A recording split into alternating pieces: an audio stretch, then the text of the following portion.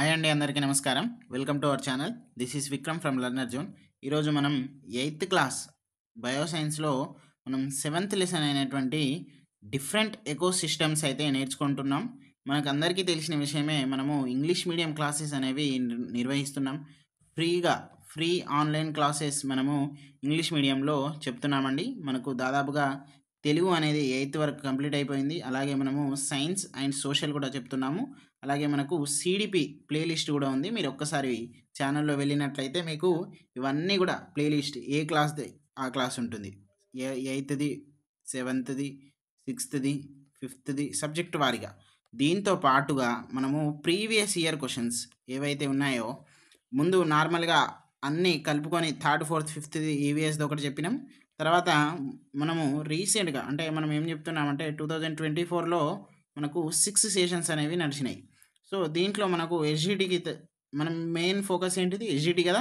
So దీంట్లో మనం ఏం తెలుగు చెప్తున్నాం, అలాగే సైన్స్ సోషల్ అంటే ఈవీఎస్. ఓకే, ఈ 6 సెషన్లలో 6 రెండ్ల ఎంత 12 ఓన్లీ 2024 నుండి 12 వీడియోస్ వస్తాయి. మళ్ళీ 2024 నవంబర్, డిసెంబర్, జనవరిలో జరిగింది కదా, అది ఒకటి వస్తుంది. సో ఇట్లా మనకు ఎన్ని టెస్ట్స్ జరిగినాయో అన్ని వీడియోస్ వస్తాయి. ఒకదానికన్నా ఒకటి ఒక గ్యాప్ అనేది ఉంటుంది. కాబట్టి మీరు కూడా ఒక అబ్జర్వేషన్ చేయాలి ఛానల్ని ఎప్పటికప్పుడు. ఏది ఉన్నా కానీ మాకు కూడా ఇన్ఫర్మేషన్ ఇవ్వండి. ఓకే, మనకి ఇన్స్టాగ్రామ్ ఉంటుంది చూడండి, ఇక్కడ నేను స్క్రోలింగ్లో కనబడుతుంది కదా, దానికి ఫాలో అవ్వండి. అలాగే వాటి యొక్క లింక్స్ నేను డిస్క్రిప్షన్లో కామెంట్ బాక్స్లో కూడా తెలియజేస్తాను. వాట్సాప్ కూడా ఉంది, దానికి కూడా మనము న్యూస్ పేపర్ పంపిస్తున్నాం, ఫాలో అవ్వాల్సిందే. ఓకే, తర్వాత డైరెక్ట్ పాయింట్లో వెళ్ళిపోయినట్లయితే the dwelling place for plants and animals is called habitation. Dwelling place అంటే ఏంటిది, నివసించే ప్రాంతం. ఓకే, మనకు మొక్కలకు అలాగే జంతువులకు నివసించే ప్రాంతాన్ని మనం ఆవాసం అని అంటాము. Okay, non living and living things are part of a habitation. అక్కడ ఏంటిది, మనకు లివింగ్ థింగ్స్ ఉంటాయి, నాన్ లివింగ్ థింగ్స్ కూడా ఉంటాయి. ఓకే, నోట్స్ ఎక్స్ప్లెయిన్ చేస్తానండి. అంతకన్నా ముందు మనకు టెక్స్ట్ బుక్లో కొన్ని ఇంపార్టెంట్గా చెప్పేటువంటివి టెక్స్ట్ బుక్లోనే చెప్తాను, జాగ్రత్త. ఓకే, నేను జాగ్రత్త అనేది నాకు ఇక ఊతపదం అయిపోయింది అది, సో ఏమనుకోకండి. ఓకే, తర్వాత the word ecosystem was first used in 1935. ఎప్పుడట ఎకోసిస్టమ్ అనే వర్డ్ని యూజ్ చేయడం ఫస్ట్ ఎప్పుడు జరిగింది, 1935 బై ఏజీ టాన్స్లీ. ఎవరు, ఏజీ టాన్స్లీ అనేటువంటి వ్యక్తి ఏంటిది 1935లో ఎకోసిస్టమ్ అనేటువంటి వర్డ్ ఫస్ట్గా యూజ్ చేయడం జరిగింది. Okay, British botanist and ecologist.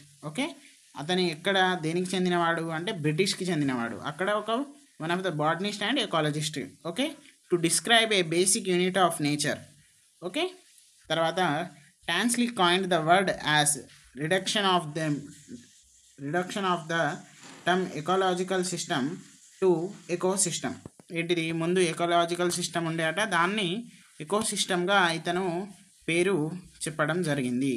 Okay, next according to him nature works as a system in which organisms and their communities are influenced by many non living environmental factors and vice versa. ఇక్కడ అంటే ఓవరాల్గా ఏమిచ్చిండు, nature works as a system, అది ఒక సిస్టమ్గా work చేస్తుంది. ఏంటిది, organisms వాటి యొక్క కమ్యూనిటీస్ ఇన్ఫ్లుయెన్స్ ఒకదానికొకటి ఖచ్చితంగా ఇన్ఫ్లుయెన్స్ ఉంటుంది. సేమ్ అట్లాగే మనకు నాన్ లివింగ్ ఎన్విరాన్మెంటల్ ఫ్యాక్టర్స్ కూడా ఉంటాయి. సో కాబట్టి ఒక ఆర్గనైజేషన్ ఒక సిస్టమేటిక్గా అనేది ఎకోసిస్టమ్గా నేచర్ వర్క్ చేస్తుంది అని ఇక్కడ మనకు చెప్పడం జరిగింది. ఓకే, నెక్స్ట్ చూద్దాం. ఇప్పుడు మనం చదివిన అన్నీ దీంట్లో ఉన్నాయి అంతే. ఇది ఒక షార్ట్ నోట్స్. ఎందుకు నేను అది చెప్పిన అంటే అది చెప్తేనే బాగుంటుంది అనేటువంటి ఒక చిన్న ఆశతోటే అది చెప్పిన. ఓకే, సేమ్ ఇండ్లు ఉన్నది అందులో ఉన్నది. నెక్స్ట్ వెళ్ళిపోదాం. Habitation is a place that fulfils the needs of such organisms. ఏవైతే మనకి ఇప్పుడు ఏంటిది, మన హోమ్ ఉంది. మన హోమ్ అంటే ఏంటిది, మనకు అన్ని సౌకర్యాలు ఉంటుంది. మనకు ఏంటిది, ఆహారం లభిస్తుంది, షెల్టర్ లభిస్తుంది, కోసమే కదా మనం ఇల్లు కట్టుకునేది, అంతే కదా. సో ఆ హ్యాబిటేషన్ అనేది ఏంటిది, fulfil of the needs of such organisms. వాళ్ళ యొక్క నీడ్స్ని ఫుల్ఫిల్ చేసేదే హ్యాబిటేషన్, అంతే. ఓకే, తర్వాత ఇక్కడ బయోటిక్ కాంపోనెంట్స్ అంటే ఏంటిదో చూద్దాం. Living things like plants, animals, micro organisms, ఇవన్నీ కూడా మనకు ఏంటిది, బయోటిక్ కాంపోనెంట్స్ కింద వస్తుంది. మరి ఎబయోటిక్ కాంపోనెంట్స్ అంటే ఏంటి, సాయిల్, వాటర్, ఎయిర్, సన్లైట్.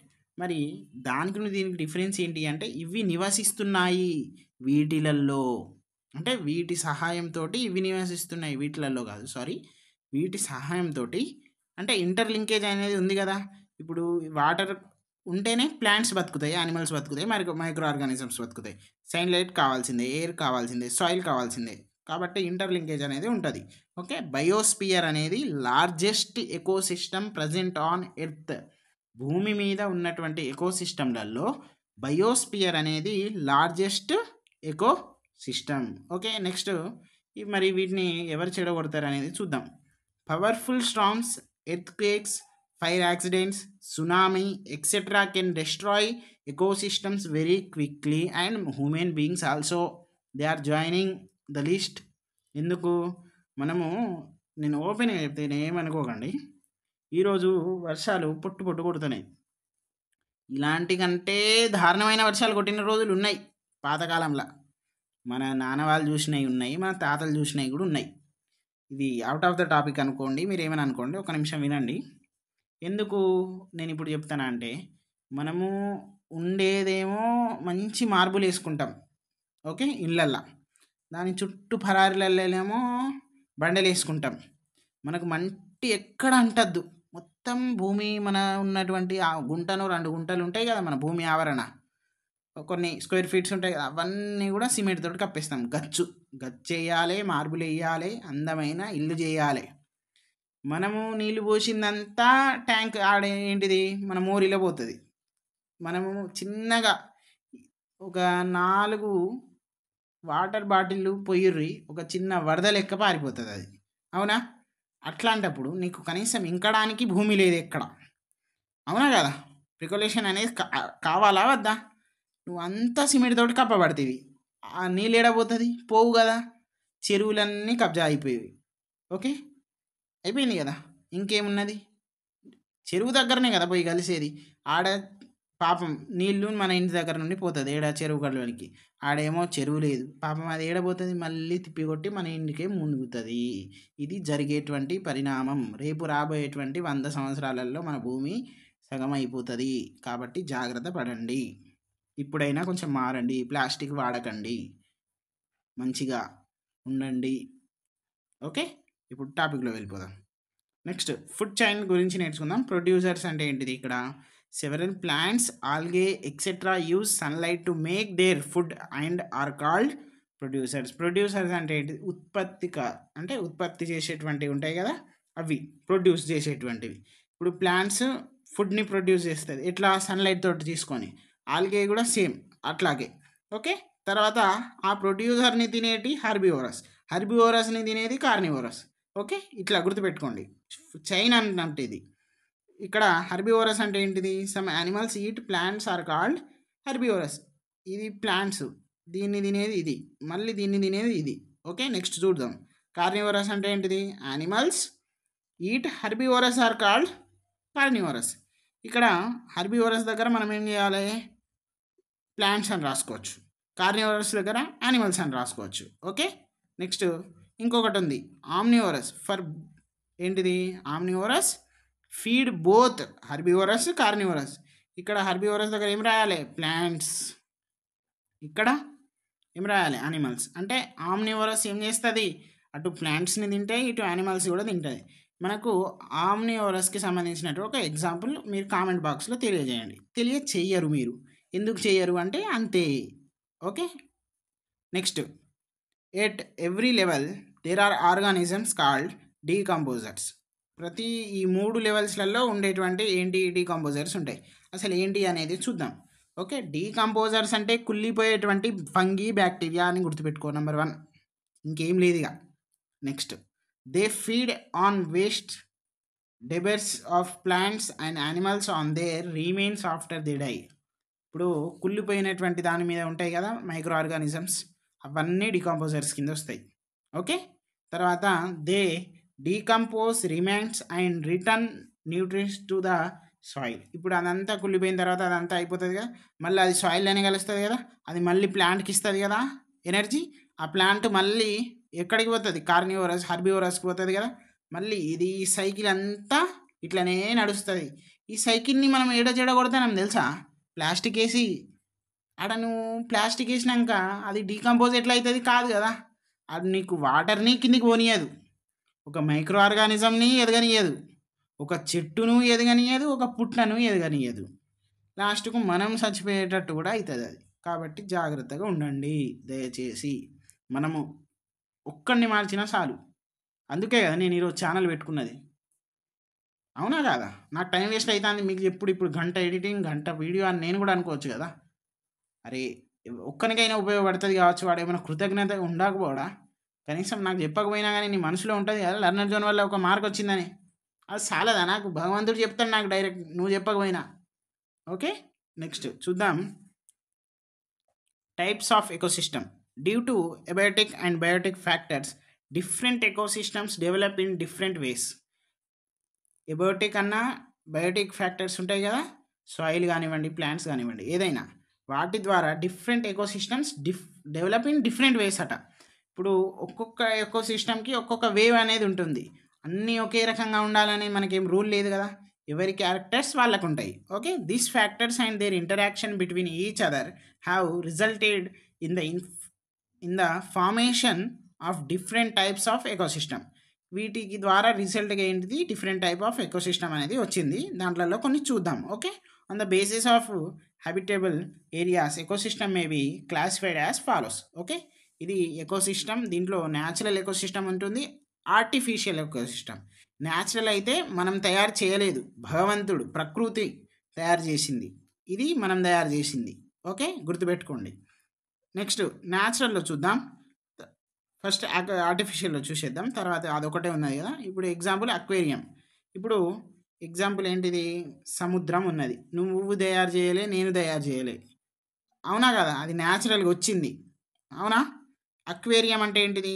ఒక చిన్న అద్దాల గ్లాసు పెట్టుకుంటాం, దాంట్లో ఈడ వరకు నీళ్లు తెస్తాం, దాంట్లో ఒక 4 బండరాయిలు తెస్తాం కలరి, ఓ 2 చేపలు తెస్తాం, ఒకటి తెల్లది ఒకటి ఎర్రది, అవునా కదా. దాంట్లో ఒక చెట్టు పెడతాం, ఇది మనం తయారు చేసింది. సేమ్ ఈడుండేది, కానీ ఇందులో 100 చేపలు ఉంటాయి, దీంట్లో 2 చేపలు ఉంటాయి. ఈడేమో number of lakhs cubic water ఉంటుంది, ఈడేమో మనము 5 లీటర్లు 10 లీటర్లు పోతాం, అంతే తేడా. ఓకే, మోడల్ అన్నట్టు ఆర్టిఫిషియల్ అంటే. నెక్స్ట్ న్యాచురల్కి సంబంధించింది చూద్దాం. టెరిస్ట్రియల్ ఎకోసిస్టమ్ ఉంది, ఇక్కడ అక్వాటిక్ ఎకోసిస్టమ్ ఉంది. టెరిస్ట్రియల్ అంటే ఏంటిది? మన అడవులకు సంబంధించింది. అక్వాటిక్ అంటే ఏంటిది? వాటర్కి సంబంధించింది. ఓకే, ఇక్కడ గ్రాస్ ల్యాండ్ ఉంటుంది అంటే గడ్డికి, తర్వాత ఫారెస్ట్ అడవి, తర్వాత డెజర్ట్ ఎకోసిస్టమ్. ఓకే, 3 మనకి ఇక్కడ చూస్తున్నాం కదా, 3 ఓన్లీ గడ్డి, ఖాళీ గడ్డి భూములు ఉంటాయి. పెద్ద పెద్ద పెద్ద పెద్ద అడవులు ఉంటాయి కదా, ఏటు నాగారం, ఆదిలాబాదు అడవులల్లా అట్లాంటివి ఉంటాయి. డెజర్ట్ కూడా ఉంటాయి, రాజస్థాన్ లెక్క.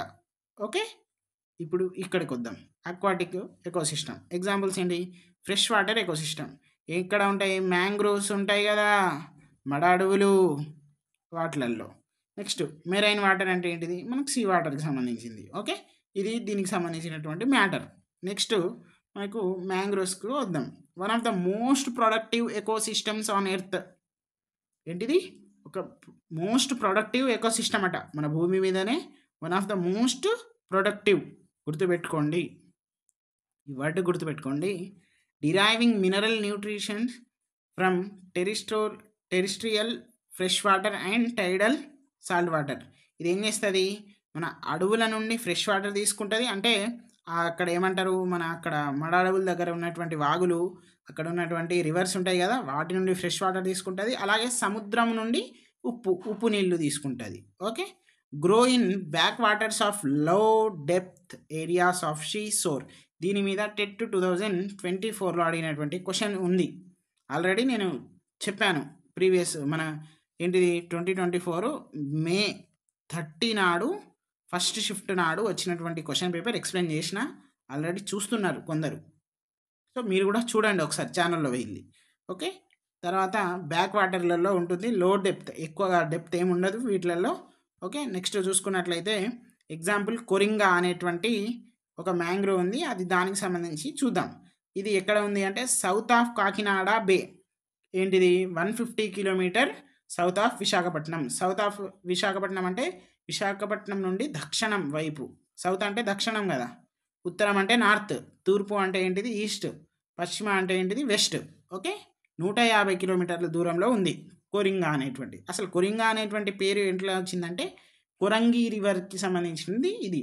సో కొరంగి అనేది కొరింగా మ్యాంగ్రోవ్ అయిపోయింది. Okay, next Coringa mangroves receive fresh water from Korangi and Gaderu rivers tributaries of Gautami and Godavari river. ఇక్కడ ఫ్రెష్ వాటర్ ఎక్కడ నుండి తీసుకుంటాయట? కొరంగి రివర్, గదేరు రివర్, ఇంకా మనకు గౌతమి అలాగే గోదావరి రివర్కి సంబంధించినటువంటి ట్రిబ్యూటరీస్, వీటి నుండి ఫ్రెష్ వాటర్ అనేవి ఈ మ్యాంగ్రోవ్కి వస్తాయి. నెక్స్ట్ సాల్ట్ వాటర్ ఎక్కడ నుండి వస్తుందట? కాకినాడ బే నుండి వస్తుంది, అంటే కాకినాడ సముద్ర ప్రాంతం నుండి వస్తాయి. ఓకే, తర్వాత మనకు బయోటిక్ కాంపౌండ్, ఇగో ఇదే views of mangroves in Coringa. చూడండి అక్కడ ఉన్నటువంటి ఒక వ్యూ మనకు టెక్స్ట్ బుక్లోనే ఇవ్వడం జరిగింది. మీరు గుర్తుపెట్టుకోండి, ఏ ఒక్క పాయింట్ కూడా ఇంపార్టెంట్గా మిస్ చేయను, మిస్ కాదు. పానం పోయినా కానీ మిస్ చేయను నేను మ్యాక్సిమం. కాబట్టి సబ్స్క్రైబ్ చేయండి, లైక్ చేయండి, కొట్టరు కానీ మీరు. ఓకే, బయోటిక్ కాంపోనెంట్స్ ప్రొడ్యూసర్స్, ఇది ఏంటి బయోటిక్ కాంపోనెంట్స్? అప్పుడు చదివింది వేరు, ఇప్పుడు చదివింది వేరు, మళ్ళీ ఇంకో డెజర్ట్ దొరుకుతుంది, కాబట్టి దేని దానికే ఉంటుంది. ఓకే, దీంట్లో బయోటిక్ కాంపోనెంట్స్లో ప్రొడ్యూసర్స్ ఏంటి? మ్యాంగ్రోవ్, తర్వాత స్పిరోగిరా, తర్వాత ఆస్కిలేటోరియా, తర్వాత మనకు బ్లూ గ్రీన్ ఆల్గే అంటే ఏంటిది? ఇక్కడ చూసుకున్నట్లయితే బ్లూరోథ్రిక్స్, తర్వాత కన్జూమర్స్ చూసుకున్నట్లయితే మనకు shrimp, crab, hydra, protozoans, mussel, snails, turtle, daphnia, brittle worm, tube worm, etcetera. తర్వాత డీకాంపోజర్స్ చూసుకున్నట్లయితే డెట్రిటస్, ఫీడింగ్ బ్యాక్టీరియా, ఎక్సెట్రా. తర్వాత అబయోటిక్ కాంపోనెంట్స్ చూసుకున్నట్లయితే marine and fresh water, air, temperature, sunlight, soil, etcetera. Food web in Coringa ecosystem, అక్కడ ఉన్నటువంటి కొరింగో ఎకోసిస్టమ్కి సంబంధించి ఇది ఇవన్నీ కూడా. ఇక్కడ మ్యాంగ్రోవ్స్, వుడ్డింగ్ బర్డ్, ఇక్కడ చేప, ఇక్కడ ట్యూబ్ వామ్, తర్వాత ఇక్కడ బ్రిల్ వామ్, ఇవన్నీ కూడా. ఓకే, నేను ఒకటి చెప్తున్నాను వినండి. ఏదైనా మిస్టేక్స్, ఐ మీన్ ప్రొనౌన్సియేషన్లో కానివ్వండి, లేకపోతే ఏమైనా మిస్ అయినా కూడా మీరు కామెంట్ బాక్స్లో తెలియజేయండి.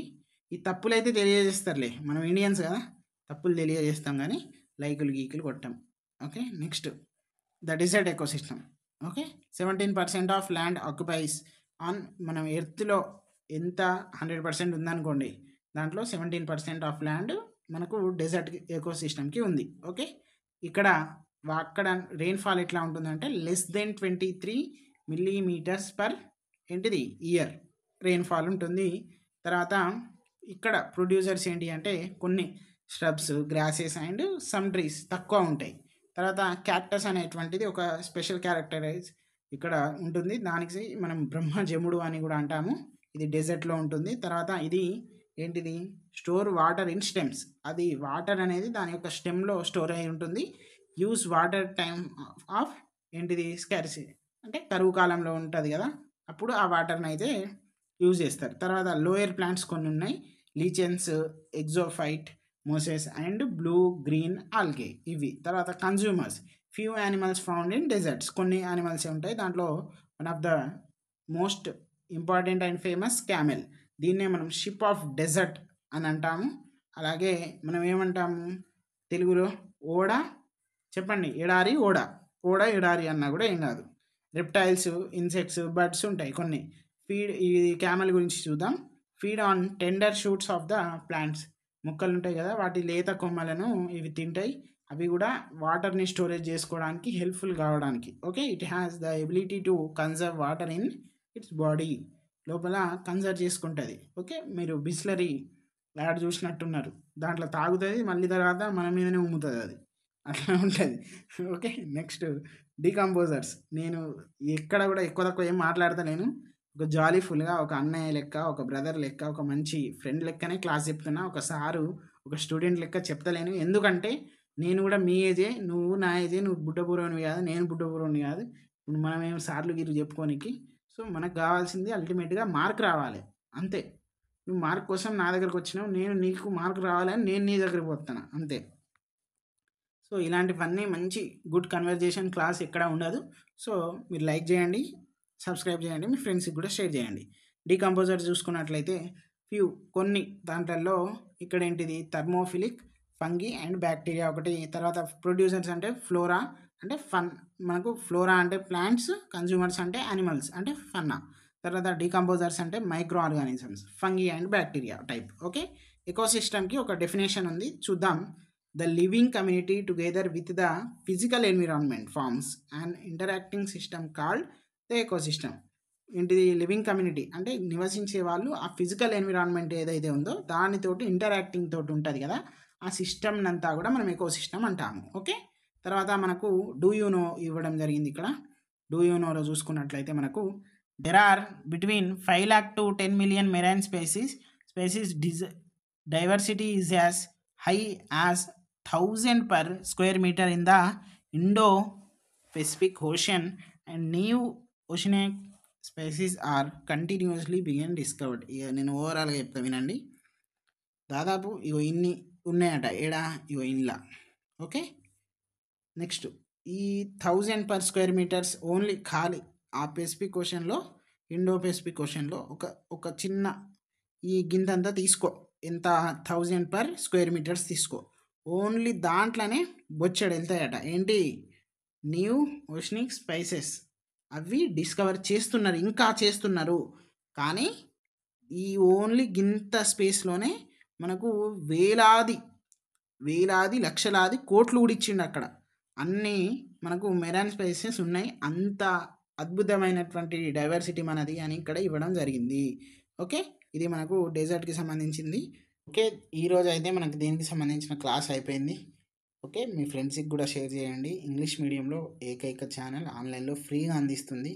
ఇప్పుడు ఉన్నటువంటి సొసైటీలో ఫ్రీగా ఎవడిత్తలేడు, కాబట్టి మేము ఇస్తున్నాం, ఉపయోగించుకోండి, మమ్మల్ని కూడా ఆదరించండి. Okay, thank you.